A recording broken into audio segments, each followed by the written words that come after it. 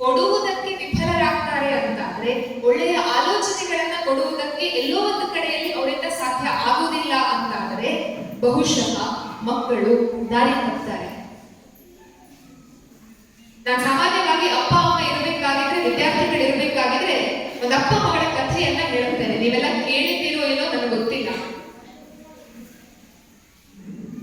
ಒಂದು ಸಂಸ್ಕಾರವನ್ನ ಕೊಡುವಲ್ಲಿ ನಾವು ಎಡುತ್ತೇವೆ ಅಂತಾದ್ರೆ, ಒಂದು ಮನೆ, ಒಂದು ಭವಿಷ್ಯ ಯಾವ ರೀತಿಯಲ್ಲಿ ಹಾಳಾಗಬಹುದು ಅಂತ. ಒಂದು ಫ್ಯಾಮಿಲಿ ಇತ್ತು, ಅಪ್ಪ ಅಮ್ಮ ಮಗಳ ತುಂಬಾ ಸುಂದರವಾದಂತಹ ಫ್ಯಾಮಿಲಿ. ಅವರ ಸಂಸಾರವನ್ನ ನೋಡಬೇಕಾಗಿದ್ರೆ ಬಹುಶಃ ಊರಿನವರಿಗೆಲ್ಲರಿಗೂ ಕೂಡ ಹೊಟ್ಟೆ ಕಿಚ್ಚು ಅಂತ ಅನ್ನಿಸ್ತಂತೆ. ಬಡತನ ಇದ್ದರೂ ತೊಂದರೆ ಇಲ್ಲ, ಆ 3 ಜನ ಚಾಪೆಯಲ್ಲಿ ಮಲಗಿದ್ರು ಸಹ ನೆಮ್ಮದಿಯಲ್ಲಿ ನಿದ್ದೆ ಮಾಡ್ತಾರೆ ಅಂತ. ಬಡತನ ಇತ್ತು, ಆದರೆ ಅಪ್ಪನ ಆಲೋಚನೆ ಒಂದೇ ಆಗಿತ್ತು, ನನ್ನ ಹರಿದು ಹೋದಂತಹ ಅಂಗಿ ಯಾವುದೇ ಕಾರಣಕ್ಕೂ ಮಗಳಿಗೆ ಗೊತ್ತಾಗಬಾರ್ದು. ನಂತರ ತುಳಿದು ಕೆಳಗಡೆ ಹಾಕಬೇಡ, ಯಾಕೆ ಅಂತ ಹೇಳಿದ್ರೆ ನೀನು ಮತ್ತೆ ಜಾರಿದಾಗ ಹತ್ತುವುದಕ್ಕೆ ಏಳಿಬೇಕು ಅನ್ನುವಂತಹ ಸಿಂಪಲ್ ಲೈಫ್ ಲೆಸನ್ ಅನ್ನ ಅಮ್ಮ ಹೇಳಿಕೊಟ್ಟು, ಆ ಕಾರಣದಿಂದ ಅವನು 10th ಎಕ್ಸಾಮ್ ಬರೆದು ಕರ್ನಾಟಕಕ್ಕೆ ಸ್ಟೇಟ್ ರ್ಯಾಂಕ್ ಬರ್ತಾನೋ ದೇಶಕ್ಕೆ ರ್ಯಾಂಕ್ ಬರ್ತಾನೋ ಗೊತ್ತಿಲ್ಲ, ಆದರೆ ಜೀವನದಲ್ಲಿ ಆತ ಒಬ್ಬ ಯಶಸ್ವಿ ಪುರುಷನಾಗಿ ಭಾರತವನ್ನ ಬೆಳಗುವಂತಹ ವ್ಯಕ್ತಿಯಾಗಿ ಹೊರಗಡೆ ಬರಲಿಕ್ಕೆ ಸಾಧ್ಯ ಇದೆ. ಅದಕ್ಕೆ ಹೇಳುವಂತಹದ್ದು, ಶಾಲೆಯಲ್ಲಿ ಮಕ್ಕಳು ಒಂದಷ್ಟು ಟೈಮ್ ಅನ್ನ ಕಳೆಯುತ್ತಾರೆ, ಟೀಚರ್ಸ್ ಜವಾಬ್ದಾರಿ ಇದ್ದೇ ಇದೆ, ಆದರೆ ತೊಟ್ಟಿಲನ್ನ ತೂಗುವಂತಹ ಕೈ ಮಗುವಿನ ತಲೆಯ ಮೇಲೆ ಕೈಯನ್ನ ಇಡಬೇಕಾಗಿದ್ರೆ ಎಂತಹ ಆಲೋಚನೆಯನ್ನ ಕೊಡ್ತಾಳೆ ಮಗು, ಅದೇ ಆಲೋಚನೆಯನ್ನ ಇಟ್ಟುಕೊಂಡು ತೊಟ್ಟಿಲಿನಿಂದ ಹೊರಗಡೆ ಬರ್ತದೆ ಅಂತ. ಶಾಲೆಗೆ ಮಕ್ಕಳನ್ನ ಹಾಕಿದ್ರೆ ನಮ್ಮ ಜವಾಬ್ದಾರಿ ಮುಗಿಲಿಲ್ಲ. ಒಂದು ಸುಂದರವಾದಂತಹ ವಿಚಾರವನ್ನ ಜೈನ ಸ್ವಾಮೀಜಿ ಮುನಿಶ್ರೀ ಕರುಣಸಾಗರ್ ಅವರು ಒಂದು ಕಡೆ ಹೇಳಿದ್ದನ್ನ ಓದಿದ್ದೆ. ಪ್ರತಿಯೊಬ್ಬ ಅಮ್ಮ ಅಥವಾ ಒಬ್ಬ ಯುವತಿ ಮದುವೆಯ ಬಂಧನಕ್ಕೆ ಒಳಗಾಗಬೇಕಾಗಿದ್ರೆ, ಅದೇ ರೀತಿಯಲ್ಲಿ ಒಬ್ಬ ಯುವಕ ಮದುವೆಯ ಬಂಧನಕ್ಕೆ ಒಳಗಾಗಿ ಗಂಡು ಹೆಣ್ಣಿದ್ದವರು ಸತಿಪತಿಗಳಾಗಿ ಬದಲಾಗಬೇಕಾಗಿದ್ರೆ, ಭಾರತೀಯ ಪರಂಪರೆಯ ಪ್ರಕಾರ ವಿವಾಹ ಅನ್ನುವಂತಹದ್ದು ಕೇವಲ ಭೋಗಕ್ಕಾಗಿ ಇರುವಂತಹದ್ದಲ್ಲ. ಅದರ ಒಂದು ಪಾಲು ಸಮಾಜಕ್ಕಾಗಿ ನಾನು ಒಳ್ಳೆಯ ಸತ್ಪ್ರಜೆಯನ್ನ ಕೊಡುವಂತಹದ್ದು ಅನ್ನುವಂತಹ ಆಲೋಚನೆ.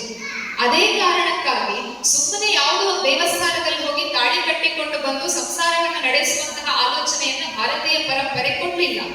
ಅದರ ಬದಲಾಗಿ ಸತಿಪತಿಗಳಾದ ನಂತರ ದೇವರ ಎದುರುಗಡೆಯಲ್ಲಿ ನಿಂತುಕೊಂಡು ಸತ್ಪ್ರಜೆಯನ್ನ ಕೊಡುವುದಕ್ಕೆ ನನಗೆ ಶಕ್ತಿ ಕೊಡು ಅನ್ನುವಂತಹ ಪ್ರಾರ್ಥನೆಯನ್ನ ಪ್ರತಿಯೊಬ್ಬ ಅಪ್ಪ ಅಮ್ಮ ಮಾಡ್ತಾ ಇದ್ದಾಯ್ತು.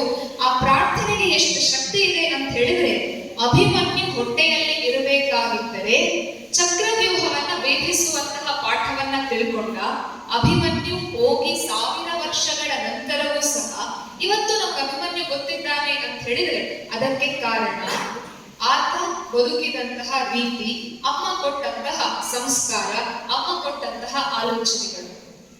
ನಾವೆಲ್ಲ ಕರ್ಮ ಸಿದ್ಧಾಂತದಲ್ಲಿ ನಂಬಿಕೆಯನ್ನ ಇಟ್ಟುಕೊಂಡಿರುವವರು. ಕರುಣಸಾಗರ್ ಅವರು ಹೇಳುವ ರೀತಿಯಲ್ಲಿ ಪ್ರತಿಯೊಬ್ಬ ಅಪ್ಪ ಅಮ್ಮ ಪ್ರಾರ್ಥನೆಯನ್ನ ಮಾಡಿ ತನ್ನ ಗರ್ಭಕ್ಕೊಂದು ಜೀವ ಬರಬೇಕು ಅಂತ ಹೇಳಿಕೊಂಡು ದೇವರಲ್ಲಿ ಪ್ರಾರ್ಥನೆ ಮಾಡಬೇಕಾಗಿದೆ. ಅಲ್ಲೆಲ್ಲೋ ಆಕಾಶದಲ್ಲಿ ಆಚೆ ಈಚೆ ಹೋಗ್ತಾ ಇರುವಂತಹ ಆತ್ಮಕ್ಕೆ ಅನ್ನಿಸ್ಬೇಕಂತೆ, ಈ ಅಮ್ಮನ ಗರ್ಭ ನಾನು ಬೆಳೆಯಲಿಕ್ಕೆ ಅತ್ಯಂತ ಸೂಕ್ತವಾದಂತಹ ಪ್ರದೇಶ ಅಂತ.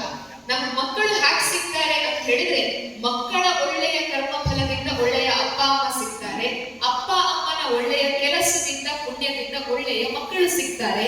ಅದೇ ನಾವು ನೆನಪಿಟ್ಕೊಳ್ಬೇಕು. ಹಣೆ ಬರಹವನ್ನ ಬ್ರಹ್ಮ ಬರೆದರೂ ಸಹ ಆ ಹಣೆ ಬರಹವನ್ನ ಬದಲಾಯಿಸುವಂತಹ ಶಕ್ತಿ ಅಮ್ಮನೆಂಬ ದೇವರಿಗಿದೆ. ಸೊ ಮನೆಯಲ್ಲಿ ಅಮ್ಮ ಅನ್ನುವಂತಹ ದೇವರು, ಅಪ್ಪ ಅನ್ನುವಂತಹ ದೇವರು ಸರಿಯಾದಂತಹ ಆಲೋಚನೆಗಳನ್ನ ಕೊಡ್ತಾರೆ ಅಂತಾದ್ರೆ ಖಂಡಿತವಾಗಿಯೂ ಸಹ ನಮ್ಮ ಮನೆಯ ಮಗು ಅತಿ ಅದ್ಭುತವಾಗಿ ಬೆಳೀಲಿಕ್ಕೆ ಸಾಧ್ಯ ಇದೆ.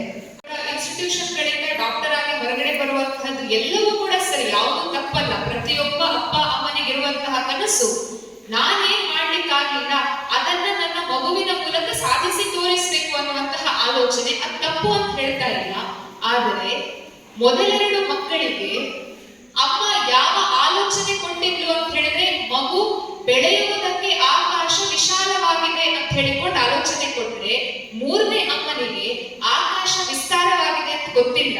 ಅಮ್ಮನಿಗೆ ಗೊತ್ತಿದ್ದದ್ದು ಒಂದೇ, ಮಗು ನೀನು ಹೇಗೆ ಬೇಕು ಹಾಗೆ ಬೆಳಿ, ಎಷ್ಟು ಬೇಕು ಅಷ್ಟು ಅಗಲಕ್ಕೆ ಬೆಳಿ, ಆದರೆ ಎಷ್ಟೇ ಅಗಲಕ್ಕೆ ನೀನು ಎದ್ದು ನಿಂತು ನಿನ್ನ